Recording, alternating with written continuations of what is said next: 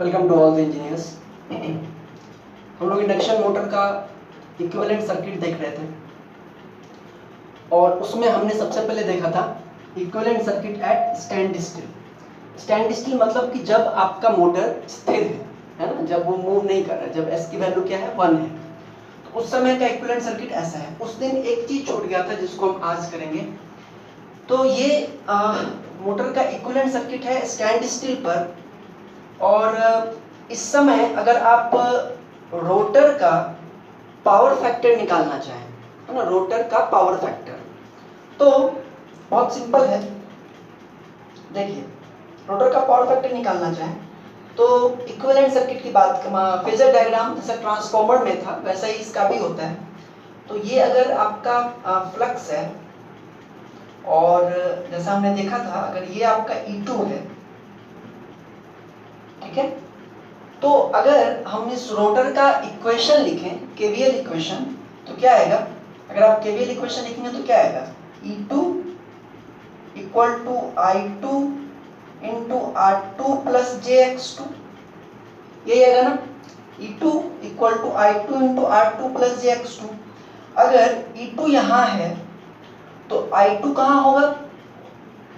E2 से कुछ angle lagging होगा, है ना, क्योंकि ये रिएक्टिव लोड है, रेजिस्टिव प्लस इंडक्टिव। तो अगर हम I2 को यहां बनाएं, I2, तो इस इक्वेशन को कैसे सेटिस्फाई करवा सकते हैं? I2R2 plus JI2X2 will be equal to E2। और I2R2 क्या होगा?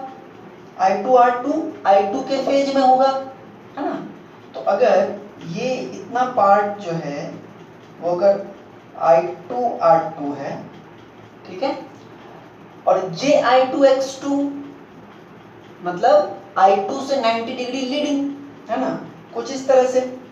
और उसको चूंकि हमको इसमें इसको ऐड करना है, JI2X2 मतलब J लग गया, 90 डिग्री लीडिंग हुआ किससे? I2 से। तो उसको अगर हम लोग बनाएं तो एक्चुअली होगा यहाँ इस तरह से कुछ, लेकिन हमको इसमें इसको ऐड करना है ताकि E2 मिले। तो इसको अगर हम यहाँ पे प्लॉट करें तो वो कुछ इस तरह से आएगा। थोड़ा सा सॉरी, ये लहरदार क्यों बन रहा है? स्ट्रेट बनना चाहिए, ठीक है ना। That is, and this is JI2X2, ठीक है, सही है। I2R2 plus JI2X2 equal to E2। अब E2 और I2 के बीच का जो एंगल होगा,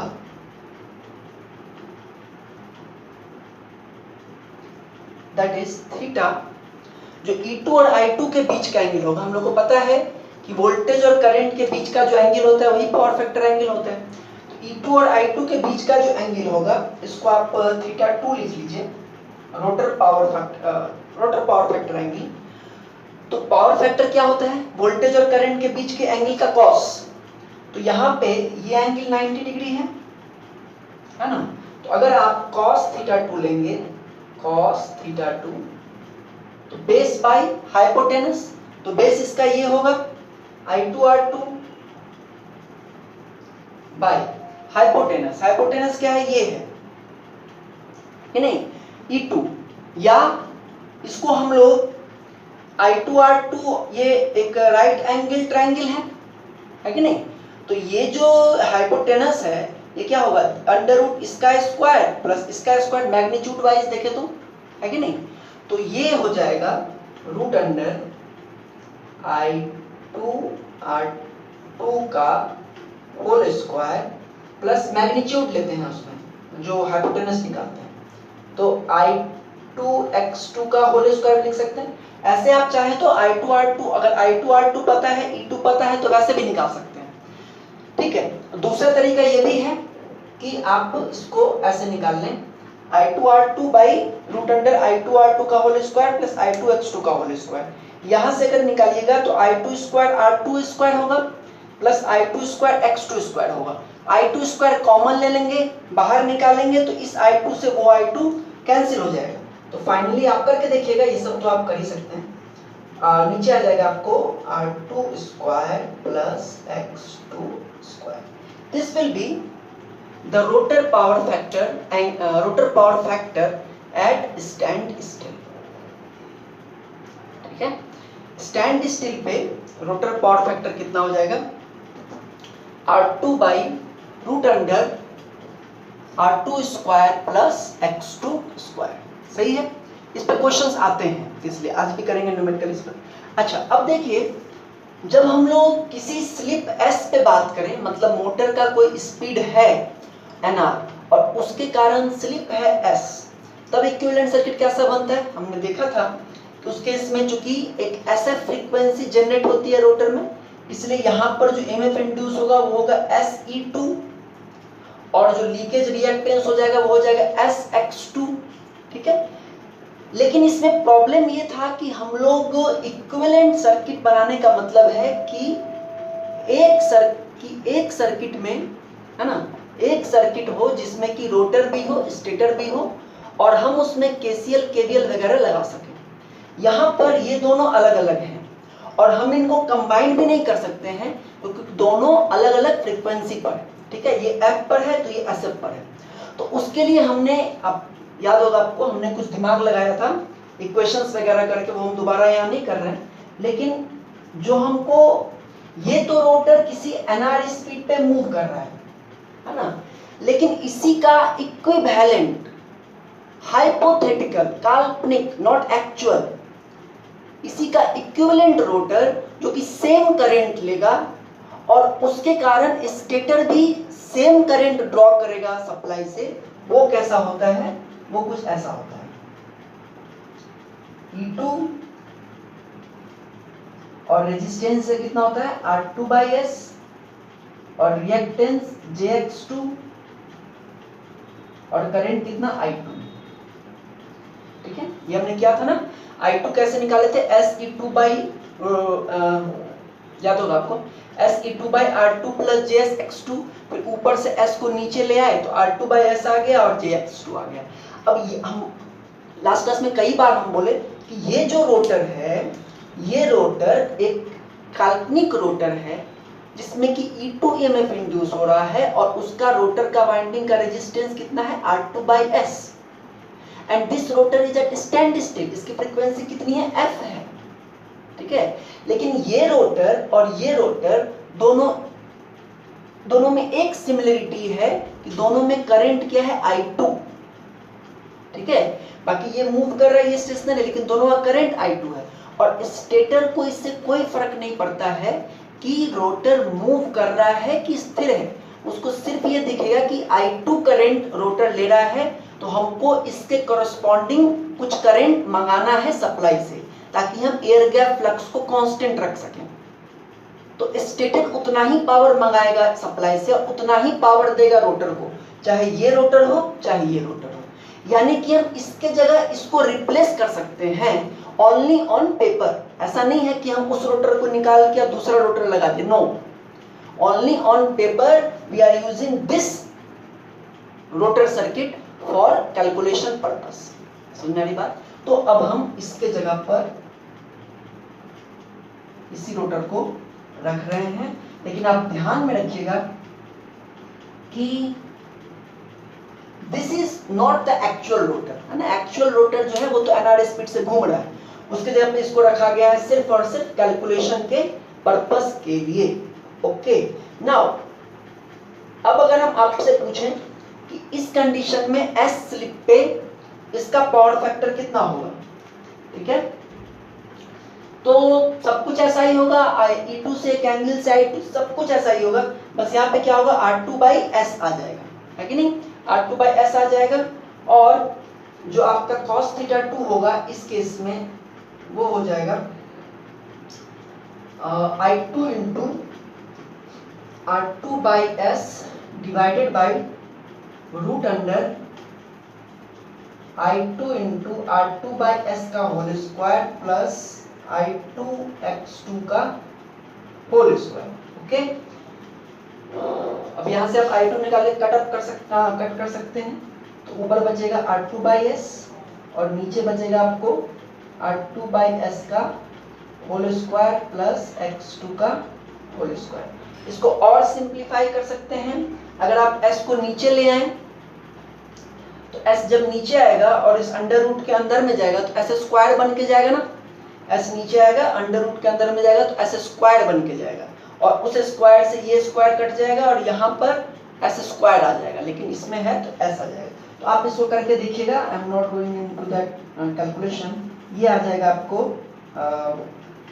r2 का whole square plus s x2 का होल स्क्वायर, करेक्ट है। s को नीचे ले जाएंगे, ब्रैकेट के अंदर ले जाएंगे तो s स्क्वायर होगा, अब इसके साथ मल्टीप्लाई होगा r2 square by s square का, s स्क्वायर से तो s स्क्वायर कैंसिल हो जाएगा, और इसमें क्या हो जाएगा s स्क्वायर x2 स्क्वायर, तो उसको s x2 का होल स्क्वायर लिख सकते हैं। तो ये आपको है rotor power factor angle at slip s, r2 upon root under r2 square plus x2 square, और ये है rotor power factor at standstill r2 upon root under r2 square plus x2 square, correct. इसको notes में भी चला जाएगा, आपको ध्यान में रखिएगा, ऑब्जेक्टिव में या न्यूमेरिकल में पूछता है। खैर अब आते हैं, अच्छा चलिए आपसे एक सिंपल कि इन दोनों में किस केस में पावर फैक्टर कम होगा, रोटर का पावर फैक्टर किस केस में कम होगा, है कि नहीं।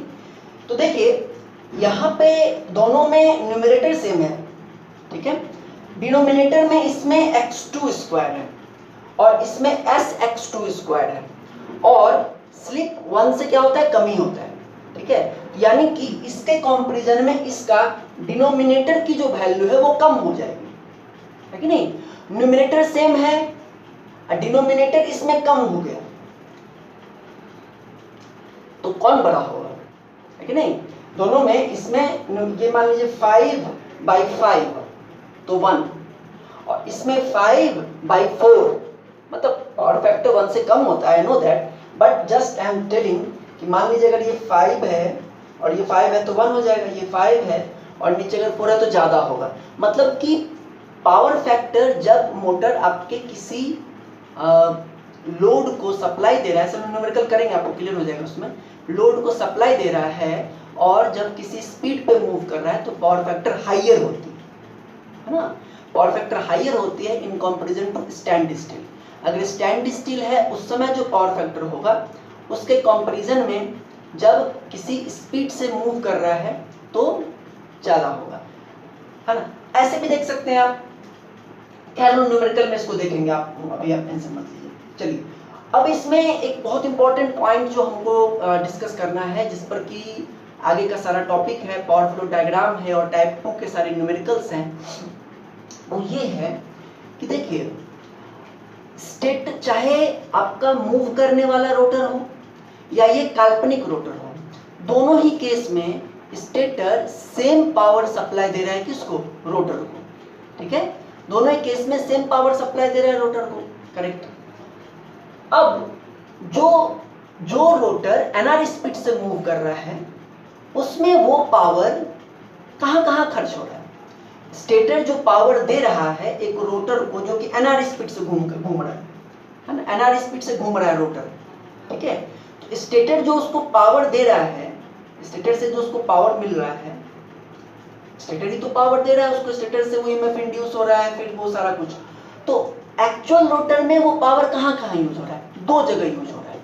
एक हो रहा है रोटर कॉपर लॉस में खर्च हो रहा है, रोटर कॉपर लॉस में, और दूसरा मैकेनिकल पावर डेवलप्ड है ना। रोटर में क्या मैकेनिकल पावर भी डेवलप घूम रहा है, और रोटर वाइंडिंग से करंट जा रहा है तो रोटर कॉपर लॉस भी हो रहा है, दोनों हो रहे हैं, ठीक है। अब आइए, अब उसके जगह हमने इस रोटर को एज्यूम किया जो कि सेम करंट ले रहा है, इस रोटर को भी सेम करंट मिल रहा होगा, कहां से, स्टेटर से, ठीक है। अगर स्टेटर जो रोटर एनआर स्पीड से मूव कर रहा है उसको अगर 50 किलोवाट दे रहा होगा तो इसको भी 50 किलोवाट दे रहा होगा, ठीक है, क्योंकि दोनों केस में करंट क्या है, I2 करंट। लेकिन वो जो रोटर था जो किसी स्पीड पे घूम रहा था वो उस 50 किलोवाट को दो जगह खर्च कर रहा होगा, रोटर कॉपर लॉस में प्लस मैकेनिकल पावर में।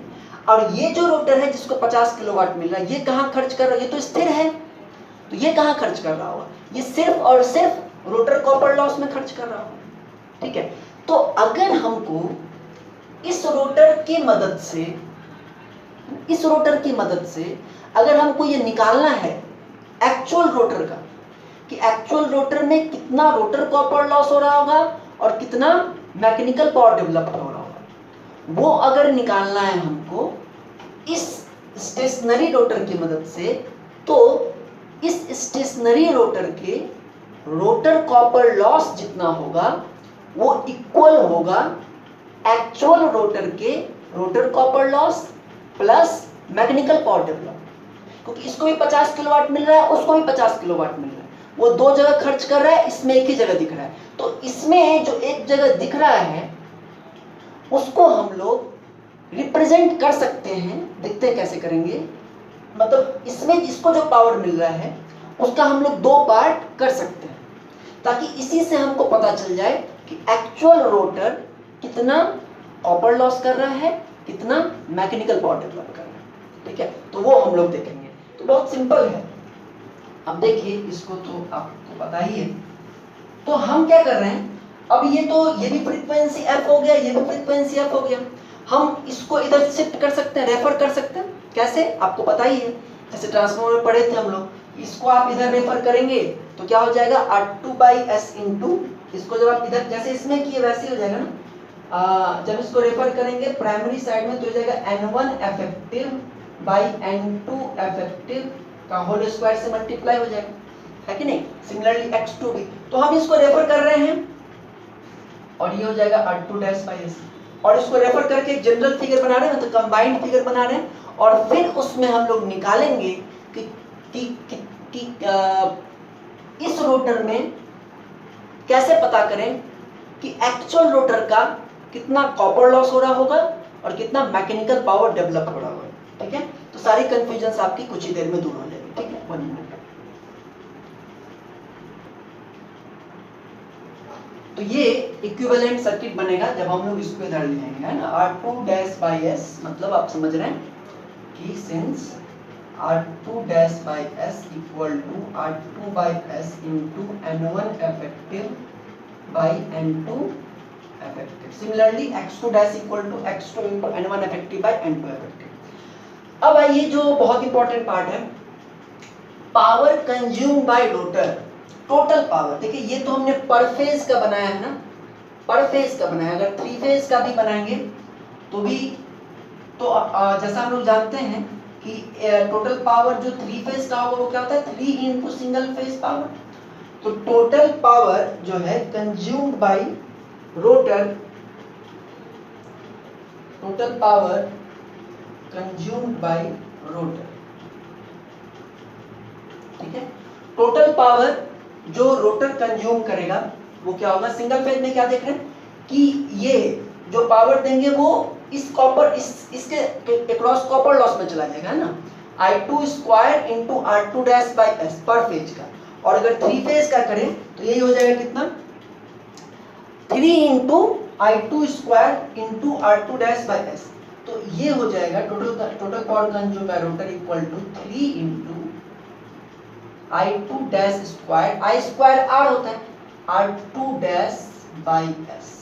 तो देखिए 3 इंटू I2-² इंटू R2-S, ठीक है। ये रोटर जो टोटल पावर ले रहा है, ठीक है ना, जैसे मैंने कहा 50 किलोवाट, ये बराबर होगा एक्चुअल रोटर के rotor copper loss plus mechanical power developed के। तो हम इसको लिखेंगे equal to rotor copper loss plus P gross भी बोलते हैं, ग्रॉस मैकेनिकल पावर डेवलप, ठीक है ना, क्योंकि उसमें से फिर फ्रिक्शन वगैरह निकलता है। तो आप कह सकते हैं P ग्रॉस मैकेनिकल, है ना, power, P gross mechanical power या mechanical power develop, total gross mechanical power, या ठीक है। अब देखिए जो एक्चुअल रोटर है उसका हमने बनाया था फिगर, एक्चुअल रोटर का रेजिस्टेंस कितना है, R2। एक्चुअल रोटर का रेजिस्टेंस कितना है R2, ठीक है ना, और उसमें भी करंट कितना था I2, उसमें भी करंट कितना था I2 था, ठीक है ना, समझ रहे बात। जो एक्चुअल रोटर था उसका रेजिस्टेंस कितना था R2 था, और उसका जो उसमें जो कॉपर लॉस था वो कॉपर लॉस कितना था, मतलब उसमें कॉपर, जैसे कि देखें हम बना देते हैं यहाँ पर, कंफ्यूजन हो रहा होगा आपको कहीं, जो एक्चुअल रोटर था उसका कुछ यही था ना, Se2 R2 JSX2, और इससे करंट कितना था I2। तो एक्चुअल रोटर में कॉपर लॉस कितना हो रहा होगा, PR rotor copper loss, P rotor copper loss I2 square R2, और अगर तीनों फेज का देखें तो 3I2 स्क्वायर R2, करेक्ट, ठीक है। एक्चुअल रोटर में ये रोटर कॉपर लॉस हो रहा होगा ना। अब देखिए ये जो टोटल जो पावर यहां पर इस रोटर को मिल रहा है, ठीक है ना, तो हमको क्या करना है कि रिप्रेजेंट करना है कि इसमें से कितना एक्चुअल रोटर का कितना रोटर कॉपर लॉस हो रहा होगा और कितना मैकेनिकल पावर डेवलप हो रहा होगा, ठीक है। और एक्चुअल रोटर का कॉपर लॉस कितना होगा वो हमको पता चल गया है 3I2 स्क्वायर R2, ठीक है ना। और देखिए अगर हम 3I2 स्क्वायर R2 है ना, ठीक है, तो अगर हम कुछ ऐसा करें, देखिएगा जरा, 3I2 into N2 by N1 का होल स्क्वायर, ठीक है, into R2 into N1 by N2 का होल स्क्वायर। बोलो इसमें कोई दिक्कत तो नहीं है, बोलिए।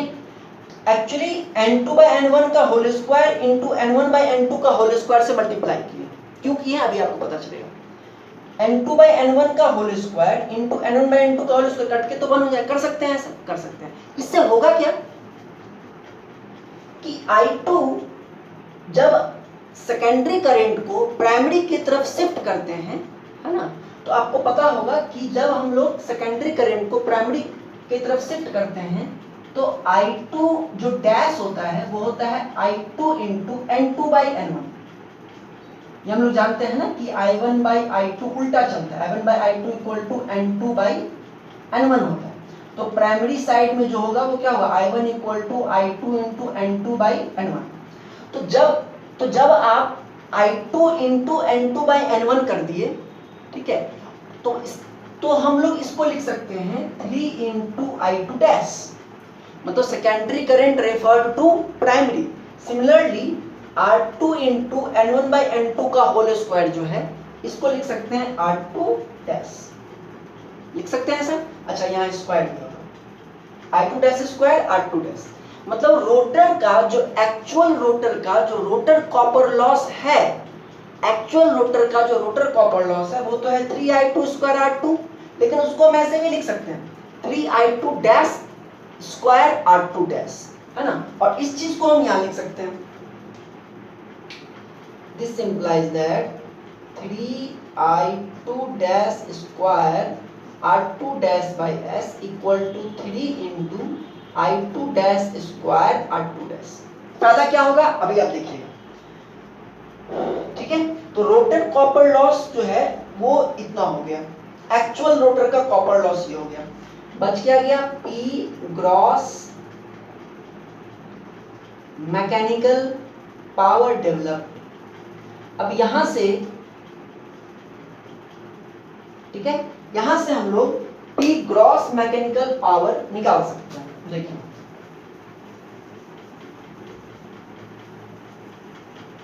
यहां से हम लोग P ग्रॉस मैकेनिकल कैसे निकाल सकते हैं, therefore P gross equal to this minus this, तो इसमें से हम 3I2 डैश स्क्वायर को बाहर निकालेंगे, खैर हम इसको तो पूरा लिख रहे हैं, 3I2 dash square R2 dash by S minus 3I2 dash square R2 dash, correct है। अब इसमें से अगर हम 3i2 डैश स्क्वायर को बाहर निकाल लें तो यहाँ हो जाएगा r2 dash by S minus r2 dash. ठीक है, फिर इसमें से अगर 3i2 dash square r2 dash निकाल लें तो हो जाएगा 1 बाई एस माइनस 1, और फिर इसको कर लें तो हो जाएगा 3i2 dash square r2 dash into 1 minus S by S. ठीक है, तो 3i2 dash square r2 dash क्या बताता है? एक्चुअल रोटर का रोटर कॉपर लॉस। ठीक है, और 3i2 dash square into r2 dash into 1 minus S by S क्या बताता है? एक्चुअल रोटर का मैकेनिकल पावर डेवलप्ड। ठीक है, अब एक चीज देखिए, ये r2 डैश बाई एस है, क्या इस r2 डैश बाई एस को हम लोग ऐसा लिख सकते हैं r2 dash plus r2 dash into 1 minus S by S? क्या ऐसा लिख सकते हैं इसको? सोचिए, अगर आप राइट हैंड साइड वाले को सॉल्व करें तो क्या होगा? r2 डैश प्लस, चलिए r2 डैश, अब इसको तोड़ें अगर तो हो जाएगा 1 बाई एस माइनस 1, तो ये हो जाएगा r2 dash plus r2 dash by S minus r2 dash. मतलब कि r2 डैश बाई एस जो यहाँ है उसको हम दो फॉर्म में ब्रेक कर सकते हैं, एक r2 डैश में और एक r2 dash into 1 minus S by S में। करते हैं जरा इसको। अगर हम इसको ब्रेक कर सकते हैं तो अगर हम इसको r2 डैश लिख लें, ठीक है ना, और ठीक है, और इसको लिख लें r2 dash into 1 minus S by S, और करंट कितना है? I2 dash. देखिए ये तो 3 फेज का दिखा रहा है, 3 फेज मैकेनिकल पावर है ना, लेकिन ये जो सर्किट है ये सिंगल फेज का है, तो सिंगल फेज में कितना हो जाएगा? सिर्फ क्या हो जाएगा? I2 dash square r2 dash into 1 minus S by S. उसको यहाँ देखिए, अब ये जो सर्किट बन गया भाई साहब, देखिए ये जो सर्किट बन गया, ये सर्किट आपको एक्चुअल रोटर का, जो रोटर मूव कर रहा है उसका रोटर कॉपर लॉस भी बता देगा और उसका मैकेनिकल पावर डेवलप भी बता देगा। कैसे? ये इसमें जो लॉस हो रहा है I2 dash square into R2 dash, उसको 3 से मल्टीप्लाई कर देंगे तो निकल जाएगा total rotor copper loss actual rotor का। और इसमें जो लॉस, मतलब यहाँ पर जो पावर निकलेगा I2 dash square into R2 dash into 1 minus S by S, उसको 3 से मल्टीप्लाई कर देंगे तो निकल जाएगा टोटल मैकेनिकल पावर डेवलप्ड। समझ में आ रहा है? तो कहने का मतलब ये है कि हमने इसको स्टार्ट किया था कि भैया ये जो एक्चुअल रोटर है उसको इक्विवेलेंट सर्किट नहीं बना सकते, तो हमने उसको कन्वर्ट किया, है ना, तो रेजिस्टेंस आ गया R2 बाई एस। अब हमने क्या किया कि उसी को रीमॉडिफाई किया, ये देखते हुए कि एक्चुअल रोटर में रोटर कॉपर लॉस इतना हो रहा है और मैकेनिकल पावर इतना डेवलप हो रहा है, तो हम इस रोटर को भी उस फॉर्म में मॉडिफाई कर सकते हैं। यहाँ पर ये R2 डैश में जो पावर है वो बता रहा है एक्चुअल रोटर का रोटर कॉपर लॉस, और ये जो R2 dash into 1 minus S by S में जो पावर है ये बता रहा है एक्चुअल रोटर का mechanical power develop single phase. 3 से मल्टीप्लाई कर देंगे तो 3 फेज। बात समझ में आ गई? ठीक है, इसमें एक और चीज सिंपल आप देखिए, ये R2 डैश तो रोटर का रेजिस्टेंस है, ये तो कांस्टेंट है ना, लेकिन अलग अलग स्पीड पे, ठीक है, अलग अलग स्पीड पे S की वैल्यू तो चेंज होगी। अभी मोटर किसी स्पीड पर है तो S की वैल्यू कुछ है तो R2 डैश तो फिक्स रहेगा, लेकिन S की वैल्यू चेंज होगी तो R2 डैश ये वाला पार्ट तो चेंज होगा ना, बोलो। NR की वैल्यू चेंज होगी तो S की वैल्यू चेंज होगी, S की वैल्यू चेंज होगी तो ये तो नहीं चेंज होगा बट दिस विल चेंज। इसलिए इस सर्किट में इसको ऐसे नहीं दिखाते हैं, एक वेरिएबल रजिस्टर की तरह दिखाते हैं, है ना, क्योंकि अलग अलग स्पीड पर इसकी वैल्यू चेंज होगी। So what we have got from this discussion that actual rotor copper loss will be given by this resistance, and actual rotor's mechanical power developed will be given by power across this resistor। बात समझ में आ गई? ठीक है, अब ये सब notes में भी है, आपको मिल जाएगा, बात आप समझ रहे हैं सारी कुछ। अब हम लोग लास्ट टॉपिक सेकंड टाइप के न्यूमेरिकल से पहले का देखते हैं, पावर फ्लो डायग्राम।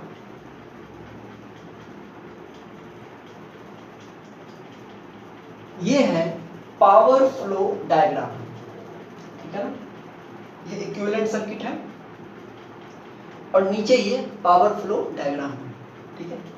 यहां से पावर इनपुट आया सप्लाई से, ठीक है ना।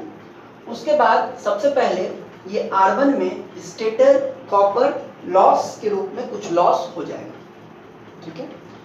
उसके बाद RC जो है वो बताता है कोर लॉस को, तो कुछ लॉस स्टेटर कोर लॉस में हो गया, ठीक है।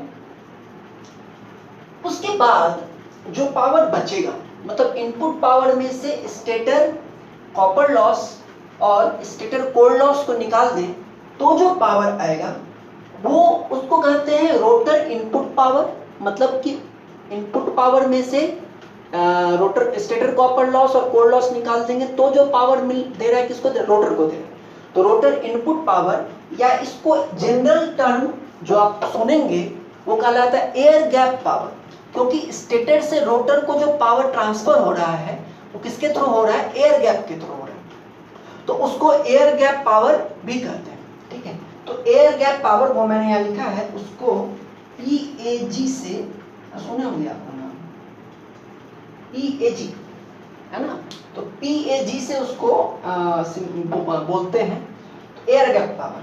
अब जो एयर गैप पावर आया रोटर में, उसमें से कुछ पावर क्या हो जाएगा, रोटर कॉपर लॉस, ठीक है। और रोटर कॉपर लॉस हो गया, मतलब stator copper loss, stator core loss और रोटर कॉपर लॉस हटा दें तो क्या मिलेगा, इसके क्रॉस जो पावर है, इसके क्रॉस जो पावर है वो क्या होता है, मैकेनिकल पावर डेवलप्ड। तो टोटल इनपुट पावर में से इन तीनों चीज को निकाल देंगे या एयर गैप पावर में से रोटर कॉपर लॉस को हटा देंगे तो मिलेगा आपको gross mechanical power developed, gross mechanical power developed, total mechanical power developed, ठीक है। लेकिन उसमें से एक और भी लॉस होता है, मैकेनिकल लॉस या फ्रिक्शनल लॉस कह सकते हैं उसको, उसको हटाएंगे तो मिलेगा एक्चुअल आउटपुट पावर जो कि लोड को मिलता है, ठीक है ना, जो कि किसको मिलता है, लोड को। फाइनली जो आउटपुट पावर मिलता है वो आपको उसमें से इनपुट पावर में से stator copper loss, stator core loss, rotor copper loss और फ्रिक्शन लॉस को हटाने के बाद मिलेगा आपको आउटपुट पावर, है ना। और आउटपुट बाय इनपुट क्या हो जाएगी, एफिशिएंसी। तो देखिए इसमें कुछ चीजों को जानना आपके लिए जरूरी है। एयर गैप पावर जो होता है PAG का मतलब है टोटल, मतलब रोटर को जो इनपुट पावर मिल रहा है, यही तो होता है, जो रोटर को टोटल इनपुट पावर मिल रहा है। और हम लोग जानते हैं, लास्ट डिस्कशन में हम लोगों ने देखा है कि total power consumed by rotor वो कितना होता है, 3I2 dash square R2 dash by S। और आपको पता है कि I2 dash square R2 dash by S को हम लोग I2 square R2 bye S भी कर सकते हैं। तो 3I2 dash square R2 dash by S ये है टोटल पावर जो रोटर को जा रहा है। फिर इसी में से हम लोग अलग अलग किए थे, रोटर कॉपर लॉस को अलग किए, मैकेनिकल को अलग किए, लेकिन टोटल जो इनपुट मिल रहा है रोटर को वो तो यही है, इसको क्या कहेंगे, PAG। अब देखिए P रोटर कॉपर लॉस ये कितना होता है, ये होता है 3 into I2 dash square R2 dash, बोलिए होता है ना ये। तो क्या इसको ऐसे भी लिख सकते हैं, S इंटू PAG, बोलो S इंटू PAG में से मल्टीप्लाई कर देंगे तो S से ये कट जाएगा, 3I2 dash square R2 dash मिल जाएगा, है ना, S इंटू PAG। अच्छा ओके, अब देखिए P ग्रॉस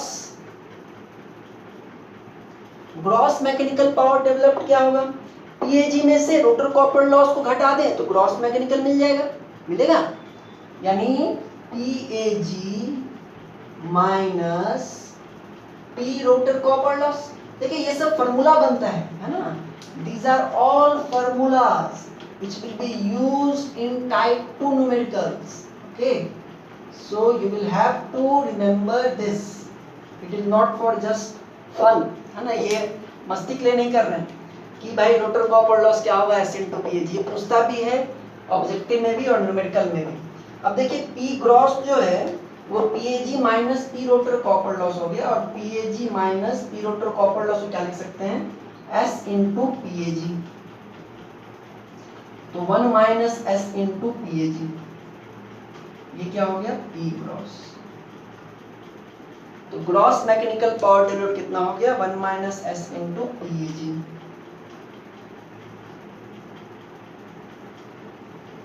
समझ आ गई बात।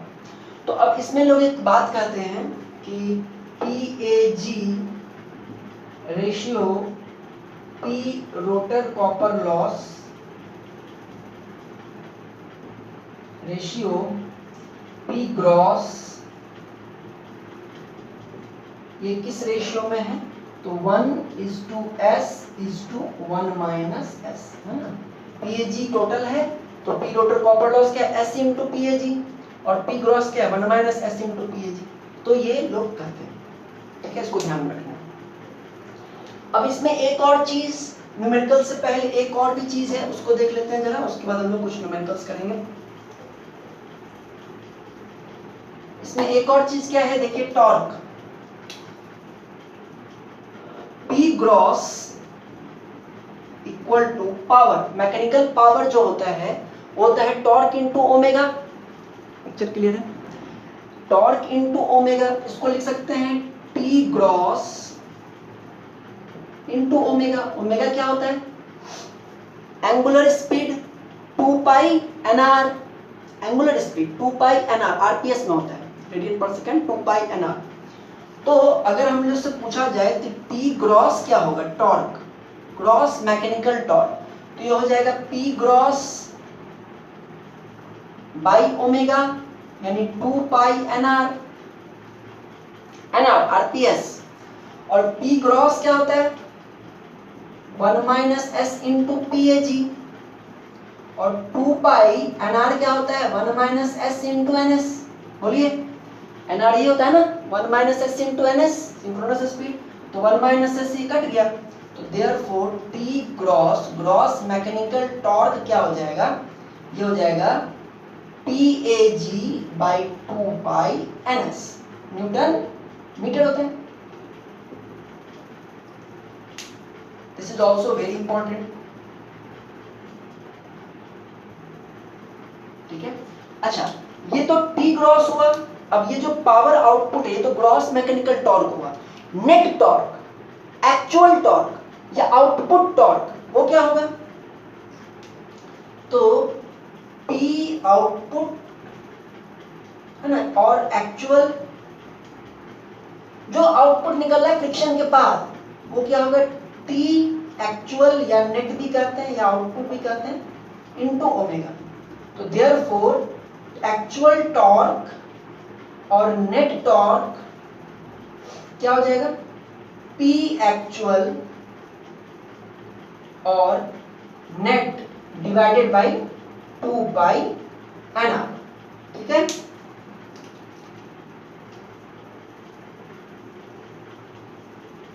ये तो आप समझ ही गए, इसकी कोई जरूरत है नहीं है आपको, ठीक है ना। तो T एक्चुअल और net equal to P actual net by 2 pi nr, gross torque equal to PAG upon 2 pi NS, सही है। तो ये इतना पार्ट जो है सफिशिएंट है आपके इतना पार्ट सफिशिएंट है आपके टाइप 2 के न्यूमेरिकल्स को बनाने के लिए। तो आइए कुछ न्यूमेरिकल्स करते हैं। देखिए क्वेश्चन है, a 3-phase 50 Hz 4-pole induction motor has a slip of 4%, ठीक है, 4% स्लिप है। आपको कैलकुलेट करना है सबसे पहले स्पीड ऑफ द मोटर, मतलब nr, frequency of rotor EMF मतलब fr। उसका कह रहा है कि if the rotor has resistance of 1 ओम, अगर रोटर का रेजिस्टेंस 1 ओम है, रोटर का रेजिस्टेंस बोले तो आप R2/S मत समझिए, R2 समझिए। रोटर का रेजिस्टेंस मतलब R2, and stand still reactance, stand still reactance, ठीक है। स्टैंड स्टिल रिएक्टेंस का मतलब होता है X2, ठीक है। स्टैंड स्टिल रिएक्टेंस का मतलब क्या होता है X2, ठीक है। X2 कितना दे रहा है 4 ओम। अब आपको क्या कर रहा है पावर फैक्टर निकालिए स्टैंड स्टिल पर और सेकंड केस में 1400 आरपीएम पे, ठीक है। तो आप वीडियो को पॉज करके उसका सॉल्यूशन कीजिए, हम भी सॉल्यूशन बनाते हैं इसका। तो ये है इसका सॉल्यूशन। देखिए पहला तो बहुत आसान है, टाइप 1 का है। आपको स्लिप पता है तो एनआर निकल जाएगा NS × 1 - S से 1440 आरपीएम, है ना। NS × 1 - 1500 - 1 - 1500 × 1 - 0.04 स्लिप दे दी है। और FR जो होगी SE × F हो जाएगा, तो 0.04 × 52 हर्ट्ज। सेकेंड पार्ट में R2 और X2 दिया है, ठीक है। पहले बोल रहा है आपको स्टैंड स्टिल पे निकालने के लिए, स्टैंड स्टिल का ये फॉर्मूला होता है, तो वहां पे आप पुट करेंगे तो 0.242 लैग आएगा। सेकेंड केस में 1400 स्पीड है, तो 1400 स्पीड के लिए पहले स्लिप निकाल लीजिए, तो 0.066, ठीक है। और उसके बाद आप निकालेंगे पावर फैक्टर, तो आएगा 0.96 लैग। तो मैंने आपको बोला था कि स्टैंड स्टिल के कंपैरिजन में अगर हम लोग बात करें रनिंग कंडीशन में, तो पावर फैक्टर इंप्रूव होता है ना। जितना ज्यादा स्पीड होगी उतना ही ज्यादा पावर फैक्टर इंप्रूव होगा। ऑब्जेक्टिव का क्वेश्चन बनता है। खैर, तो ये आ गया क्वेश्चन। अब आपको हम 2 क्वेश्चन होमवर्क दे रहे हैं। तो ये आपको 2 होमवर्क है। पहला, the power input to a three phase induction motor is 60 kilowatt. Input power, motor को इनपुट पावर कितना है 60 किलोवाट। स्टेटर में लॉसेस कितना है 1 किलोवाट। तो आपको पता करना है find the total mechanical power developed P gross mechanical. देखिए क्वेश्चंस में आपको कंफ्यूजन होगा कि ग्रॉस मैकेनिकल पावर कौन सा है और एक्चुअल पावर कौन सा है। एक्चुअल पावर को ना कई सारे नाम से बुलाया जाता है ना, मतलब कि ग्रॉस मैकेनिकल में से फ्रिक्शन हटाने के बाद जो पावर मिलता है उसको कई सारे नाम से बुलाते हैं। सॉफ्ट पावर भी बोलते हैं, यूजफुल भी बोलते हैं, नेट भी बोलते हैं, एक्चुअल भी बोलते हैं। तो थोड़ा सा आपको यहाँ पे ना दिमाग लगाना पड़ेगा। अगर फ्रिक्शन वगैरह की चर्चा है तो क्या होगा, यूजफुल पूछ रहा है कि ग्रॉस पूछ रहा है, ये आप प्रैक्टिस से क्लियर होगा और अपने दिमाग थोड़ा लगा के क्लियर होगा, है ना। जैसे इसमें क्या है, इसमें फ्रिक्शन वगैरह कोई चर्चा नहीं है। क्या बोल रहा है फाइंड द टोटल, अब लिख भी दिया टोटल। टोटल मतलब टोटल भाई, टोटल मतलब ग्रॉस। तो total mechanical power developed and rotor copper loss per phase if motor runs at 3% slip, ठीक है। 3% स्लिप पे अगर चल रहा है, इनपुट पावर 60 किलोवाट है, स्टेटर लॉसेस 1 किलोवाट है, तो रोटर कॉपर लॉस कितना है और स्टेटर मैकेनिकल पावर कितना है। Next, total mechanical power. Second question, ये क्वेश्चन बड़ा अच्छा है। 6 pole 50 hertz three phase induction motor running on full load पे चल रहा है और यूजफुल टॉर्क मतलब सबसे लास्ट वाला टॉर्क कितना है 150 न्यूटन मीटर। और जिस समय यूजफुल टॉर्क 150 न्यूटन मीटर है उस समय रोटर की फ्रीक्वेंसी 1.5 हर्ट्ज है। ओके, अब आपसे पूछ रहे हैं calculate the shaft power output. Shaft power output मतलब एक्चुअल आउटपुट ही आपसे पूछ रहे हैं। इफ द, अच्छा हो गया, ये तो पहला पार्ट था, calculate the shaft power output. This was the first part of question. उसके बाद पूछ रहा है if the mechanical torque lost in friction, अगर फ्रिक्शन में मैकेनिकल टॉर्क लॉस्ट हुआ है 10 न्यूटन मीटर। देखिए मैकेनिकल टॉर्क लॉस्ट हुआ है, इनडायरेक्टली वो बोलना चाह रहा है पावर निकालो, फ्रिक्शन लॉस निकालो, ठीक है ना। Mechanical torque lost in friction and we know that power equal to torque into omega, speed same रहती है ना। तो actually mechanical torque lost in friction देने से आपको इनडायरेक्टली बोल रहा है कि फ्रिक्शन में जो पावर को लॉस हुआ है वो निकालिए, क्योंकि आपसे पूछ क्या है 10 न्यूटन मीटर लॉस, उससे तो रोटर कॉपर लॉस निकाल लो भाई। इनपुट पावर टू मोटर, इसमें कंफ्यूज मत होइएगा, input power to motor and input power to rotor are different things, है ना। मोटर में मतलब स्टेटर में जो आ रहा है, रोटर में मतलब एयर गैप पूछ रहा है। आपसे क्या पूछ रहा है मोटर है ना, मतलब इनपुट एफिशिएंसी आप आउटपुट पावर से इनपुट पावर डिवाइड कर देंगे। और एक आपको हिंट दे रहा है कि टोटल स्टेटर लॉसेस कितने हैं 700 वाट। ओके, तो बनाइए, इंपॉर्टेंट क्वेश्चन है, एग्जाम में पूछते हैं। और ये टाइप 2 जब आप बना लेंगे तो मेरे ख्याल से लगभग 50% आप बीके मेहता के क्वेश्चंस बना सकते हैं। कि इसके बाद फिर इंपॉर्टेंट पार्ट बचता है टॉर्क स्लिप कर्व और उसके बाद तो फिर स्टार्टिंग है, हाँ वो भी बहुत इंपॉर्टेंट है, और उसके बाद speed control, that is not much important. तो I can say that we are in just middle of 3 phase induction motor.